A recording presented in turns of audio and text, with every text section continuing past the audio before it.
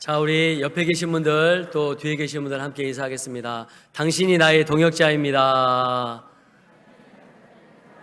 감사합니다. 다시 한번 인사하겠습니다. 주님의 이름으로 사랑하고 축복합니다. 제가 지난주 금요일 날 섬기는 일꾼이라는 제목으로 금요 성령 기도 집회 때 먼저 말씀을 전했고, 오늘은 섬김의 일꾼 두 번째 말씀으로 말씀을 전하려고 합니다. 자, 오늘 섬기는 일꾼 두 번째 말씀으로 하나님 말씀 전하도록 하겠습니다. 제가 군산에서 이제 살았었는데요. 지금은 이제 우리 어머니가 군산에 계십니다. 군산에 갔을 때 그 많이 있었는데 그 항구 쪽으로 가니까 정말 수많은 철새들이 있더라고요. 이 청둥, 오리 이런 새들이 군무를 하는데 정말 몇십만 마리가 막 움직이는 거예요. 그 장면이 아주 장관이었습니다. 또 철새들이 많이 오기 때문에 기러기들도 많아요. 그래서 한 5, 60마리 되는 기러기가 V자 대응을 하면서 쭉 나르면서 소리를 꽥꽥 소리를 지르면서 쭉 나르는데요. 그 광경도 정말 장관입니다. 이 기러기들이 먼 거리를 날 때는 V자 대응을 하고 난다고 합니다. 이 방식에는 과학적 이유가 있습니다. 기러기 한 마리가 앞에서 날갯짓을 하면 뒤에 있는 새는 공기 저항이 줄어들어서 상승 기류를 받게 되고 더 적은 힘으로 멀리 날 수 있다는 것입니다. 그래서 이렇게 서로 협력하면서 V자 대응으로 비행을 하면 무려 70%나 에너지를 절약할 수 있다는 거죠. 근데 V자 대응을 하다가 한 마리가 이탈을 하게 되면 순간 그 새는 이 공기의 저항, 바람의 저항을 이기지 못하고 이탈이 된대요.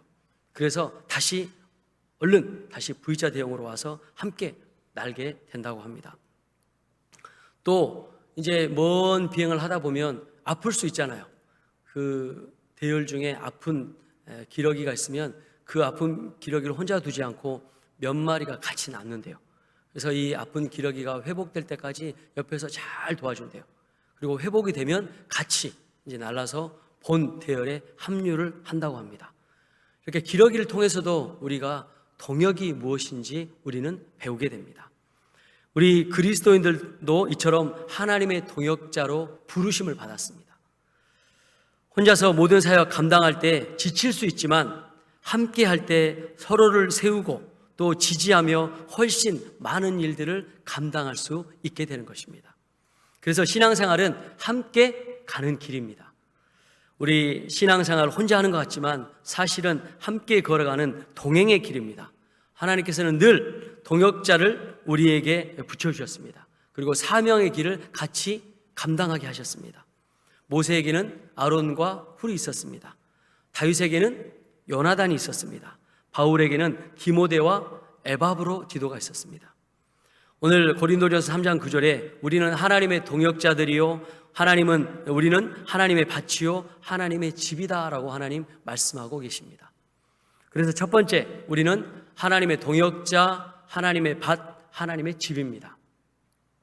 이 말씀은 우리가 가진 세 가지 중요한 영적 정체성에 대해서 말씀합니다.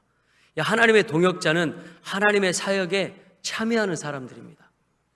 하나님의 밭은 우리가 하나님께서 우리에게 씨를 뿌리고 또 우리가 자라게 하는 성장의 터를 말씀하고 있습니다. 하나님의 집은 우리가 하나님의 성전이잖아요. 그래서 주님의 임재와 영광이 머무는 거룩한 처소로 우리의 영적 정체성에 대해서 말씀하고 있습니다. 교회 안에 동역자들을 사랑한다고 하면 이런 영적 정체성을 가지고 하나님의 동역자로 책임을 지고 서로 헌신하는 것입니다. 우리 교회는 아닌데 다른 교회 집사님 한 분이 이제 장로님이 되셨어요. 근데 이분이 세탁소를 운영하셨습니다. 세탁소가 잘 됐어요. 성실하시니까. 근데 그 바쁜 와중에도 교회 와서 화장실 청소하시고 쓰레기 정리하시고 주일날은 차량 봉사를 하셨어요. 어느 날 이 교회 담임 목사님이 이분에게 물어보시는 거예요. 장로님, 세탁소도 너무 바쁜데 어떻게 이렇게 교회 봉사를 열심히 하십니까? 그러니까 장로님이 이렇게 말씀하셨어요. 목사님, 제가 할 수 있는 게 많지 않아요. 근데 하나님께서 저를 하나님의 동역자로 불러주셨어요. 하나님의 동역자로 제가 서는 것이 제 인생의 최고의 특권입니다. 이렇게 말씀하는 거예요. 참 그분은 정말 신실하세요. 여러분이 교회에서 봉사하는 여러 가지 봉사의 손길들이 있을 겁니다. 근데 하나님 눈에는 결코 크고 작은 일이 없다는 것이죠. 그래서 우리는 모두 하나님의 거룩한 동역자예요. 금요일 날 서산교회 한 장로님 부부 또 가족들이 방문을 했는데요. 우리 교회를 보고 깨끗하다고 이야기하더라고요. 교회가 깨끗하대요. 우리 교회가 이제 앞으로 리모델링 할 일이 많이 남아 있는데 그때까지 우리의 컨셉은 성당 컨셉이에요. 여러분 성당 들어가 보세요. 그렇게 막 오래된 성당도 아주 깔끔하게 정돈이 돼 있잖아요. 그러니까 우리가 이제 그런 컨셉으로 가는 거죠. 근데 그 장로님이 뭐라고 말씀하셨냐면 요수성결 교인들이 교회를 사랑한다라고 표현하셨어요. 교회를 사랑하니까 교회가 이렇게 깨끗한 거예요. 물론 이제 우리 장로님도 계시지만 우리 성도님들이 밤에도 낮에도 또 요일 상관없이 교회에 와서 기도하시고 성전 청소하시고 교회 돌보시고, 이게 하나님께서 귀한 사명 주실 때 크고 작은 일들을 믿음으로 잘 감당하니까 교회가 아름답게 성장하고 있는 줄 믿습니다. 그래서 우리 모두는 하나님의 거룩한 동역자들입니다. 자, 두 번째, 이 동역의 마음을 사탄이 시기와 분쟁으로 갈라놓습니다. 사탄은요, 우리가 신앙생활 하면서 성장할 때 절대 가만히 있지 않습니다. 이때 우리가 사탄의 세력을 예수 그리스도 이름으로 대적하는 것입니다.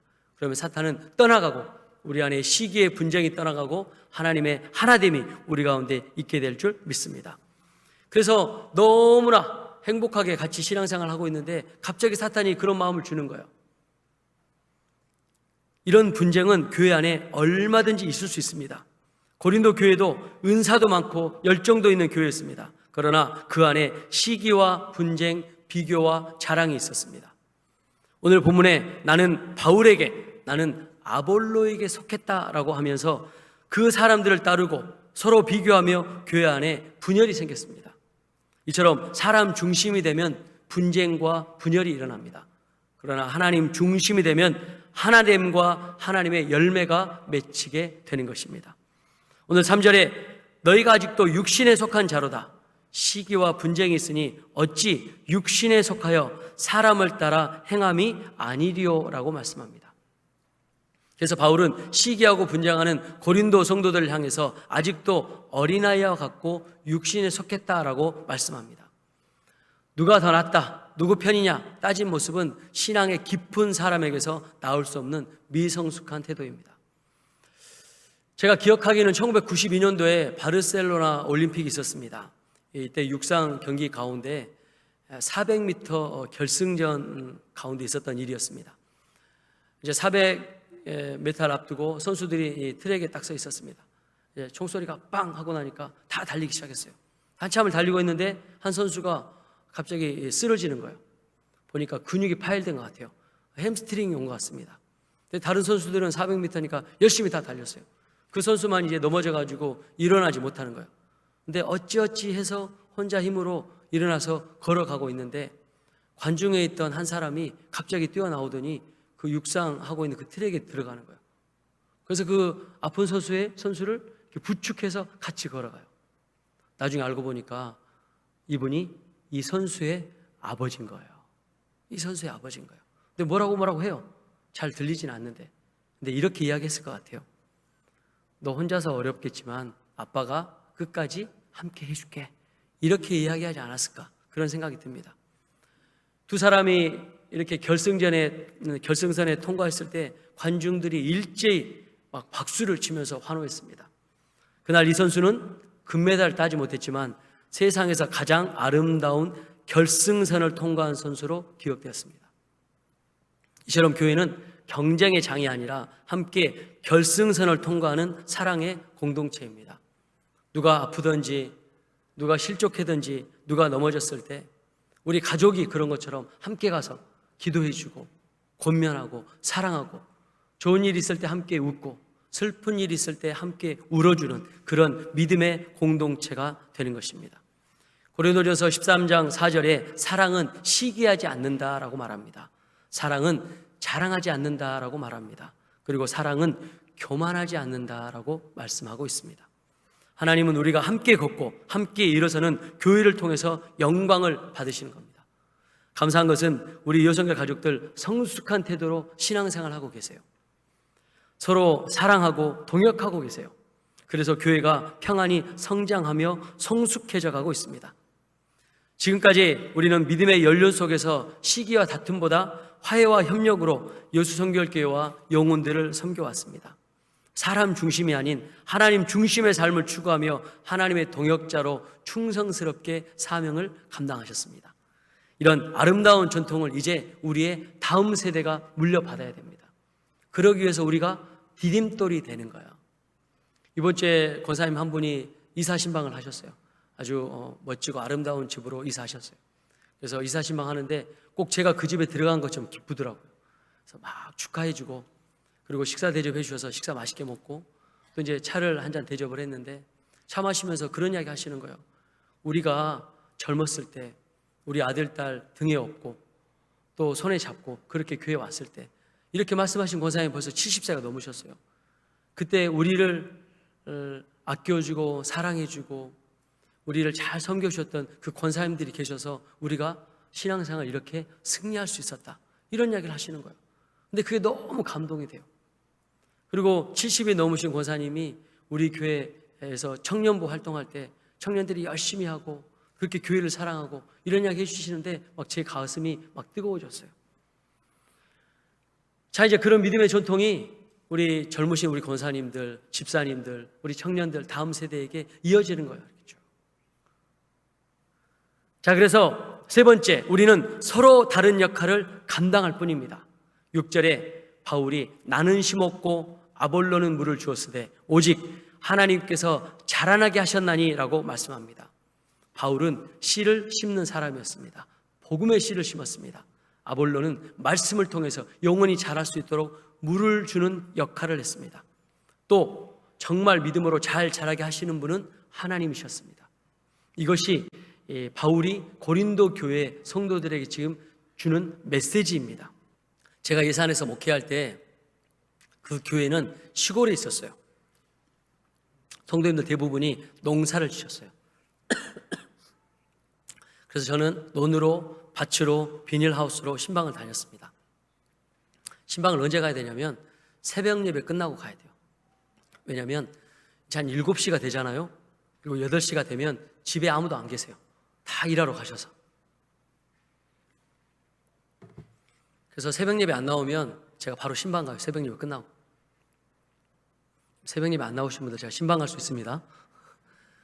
그러니까 이제 논으로, 밭으로, 비닐하우스로 신방 다녀요. 그러면 새벽부터 열심히 일하세요. 정말. 어떤 권사님이 정말 끝도 없는 밭을 혼자 막 가꾸고 계시는 거야. 제가 그 권사님한테, 권사님 이렇게 넓은 밭을 어떻게 혼자 농사 다 지세요? 그렇게 말씀드렸더니 권사님이 이렇게 이야기하시는 거예요. 목사님, 저는 씨를 뿌리고 물만 주면 돼요. 하나님께서 햇빛도 주시고 비를 주셔서 저는 수고하지만 자라게 하시는 분은 하나님이십니다. 이렇게 말씀하시는 거예요. 근데 실제로 그래요. 농사라고 하는 게 아무리 내가 수고해도 비가 오지 않고 또 햇볕이 들지 않으면 막 농작물이 다 병들어 죽더라고요. 그래서 농사 지을 때 가장 중요한 분은 바로 하나님입니다. 이렇게 권사님이 겸손하게 고백하셨습니다.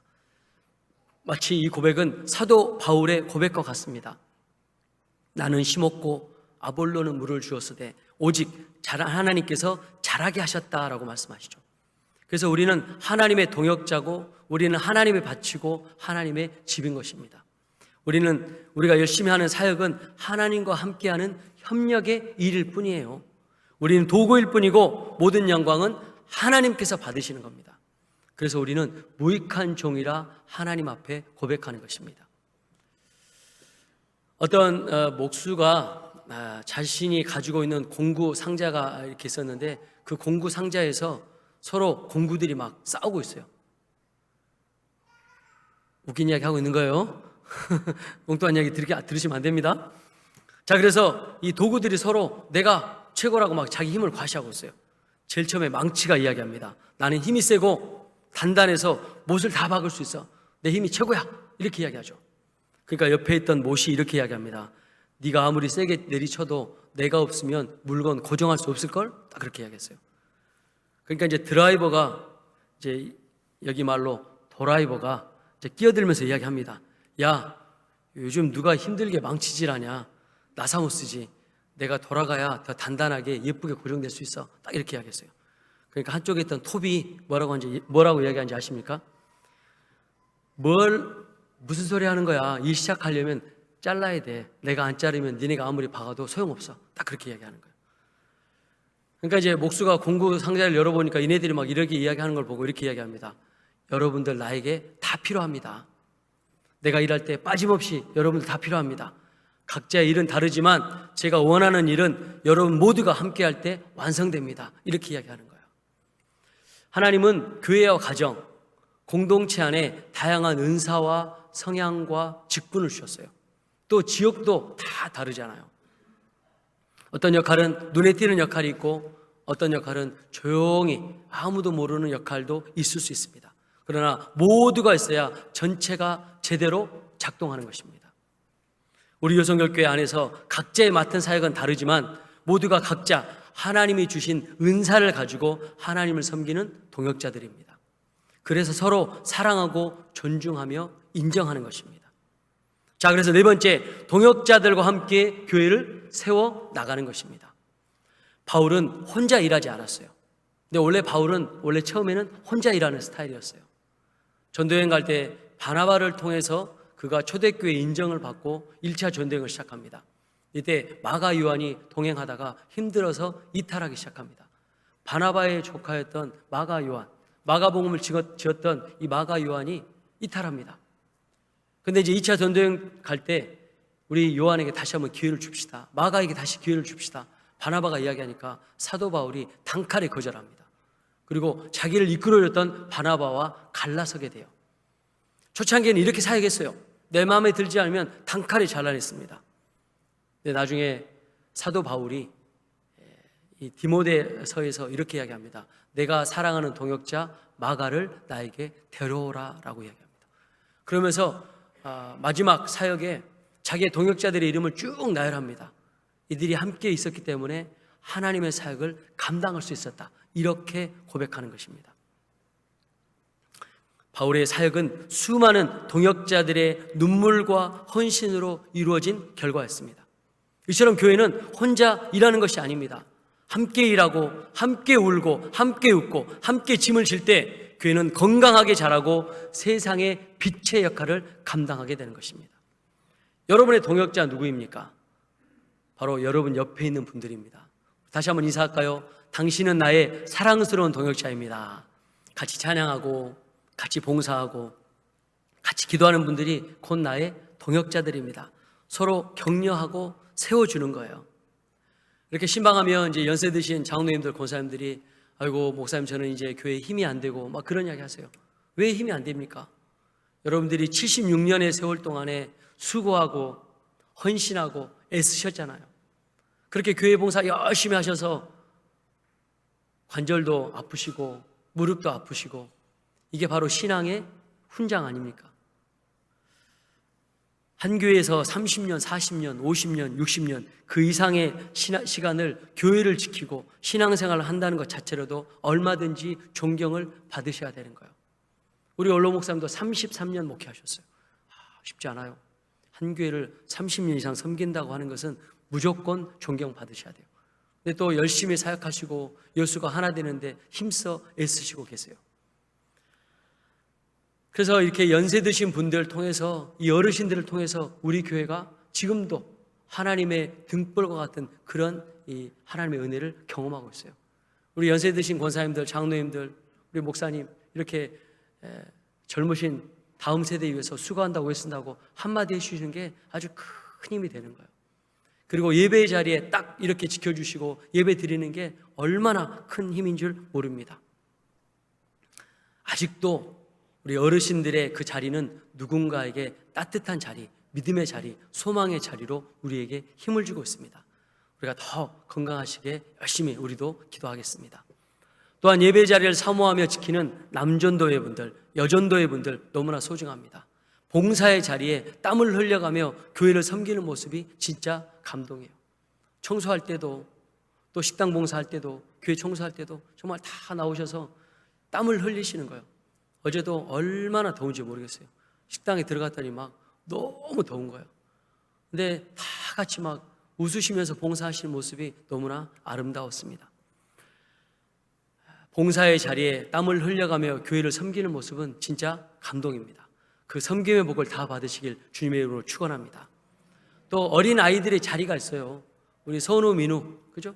우리 어린 아이들 자리가 있잖아요. 영아부, 유치부 아이들의 자리가 있어요. 아이들이 막 웃고 재롱 부리면 어른들이 기쁘잖아요. 또 학생들의 자리가 있어요. 우리 청년들의 자리도 너무 소중합니다. 어른들이 볼 때 다음 세대가 세워지는 것이 가장 큰 안정감입니다. 우리 세대의 신앙과 교회가 막을 내리는 것이 아니라 다음 세대가 이어진다는 사실이 감동이고 감격이고 소망입니다. 그래서 다음 세대는 하나님과 우리의 소망입니다. 이렇게 모두 여수성결 가족들과 함께 교회를 세워가는 것입니다. 우리 교회는 길 고양이 한 마리 키우고 있습니다. 부목사님이 서울로 가면서 저한테 인수인계 하고 갔는데, 저는 원래 고양이나 뭐 강아지 별로 안 좋아해요. 얘들이 막 우리한테 오면 막 옷에 뭐가 막 묻잖아요. 이렇게 막. 그러니까 우리 깔끔해서 그런 거 별로 안 좋아해요. 근데 이제 살아있는 생명체인데 안 키울 수 없잖아요. 그래서 얘를 잘 키우고 있습니다. 근데 자꾸 키우다 보니까 정도 드는 것 같아요. 보시면 알겠지만 얘 이름은 딱 봐도 뚱냥이에요. 배가 막 이렇게 나왔잖아요. 오해하지 마십시오. 뚱냥이 그 배는 임신한 배가 아닙니다. 자기 관리에 실패한 결과물 똥배입니다. 한 번은 밥만 먹고 누워있는 뚱냥이한테 제가 이렇게 이야기했어요. 밥만 먹고 누워있어요, 얘가. 그래서 내가 한마디 했어요. 야, 뚱냥아, 너 밥만 먹고 잠만 자지 말고 주일날 되면 주차 봉사 좀 하라 그랬어요. 근데 뚱냥이가 이렇게 이야기했어. 나보고 뭐라고 이야기한 줄 아세요? 야옹 그래요. 어쩌라고 야옹. 꼭 저를 놀리는 것 같아요. 얘가 다 알아듣거든요, 영리해서. 근데 이렇게 밥만 먹고 잠만 자는 이 길고양이 뚱냥이가 자기 밥값 할 때가 있어요. 언제인 줄 아세요? 주일날이에요. 주일날 되면 막 애들이 와서 뚱냥아 막 하잖아요. 그럼 얘가 막 애들하고 막 재밌게 놀아요. 막 도망가고 막 그러지 않거든요. 강아지처럼 막 사람을 잘 따라요. 그리고 고양이를 좋아하는 교인들이 오면 막 애교를 부려요. 막 야옹 야옹 막 그래요. 성도들의 교회 정착에 가장 큰 역할을 하고 있어요 지금. 아이들도 뚱냥이를 좋아하는 교인들도 교회 오면 하나님보다 뚱냥이 먼저 찾아요. 뚱냥이조차도 교회에서 자기 역할을 하며 교회를 세워가고 있는 거예요.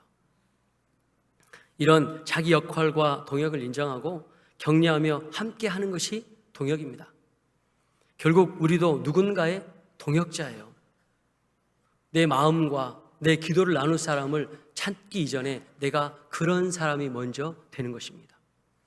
하나님은 지금도 이 시간도 섬기는 동역자들을 찾고 계십니다. 이제는 혼자 믿음을 지키는 시대가 아니라 함께 짐을 지고 함께 주님을 바라보는 시대입니다.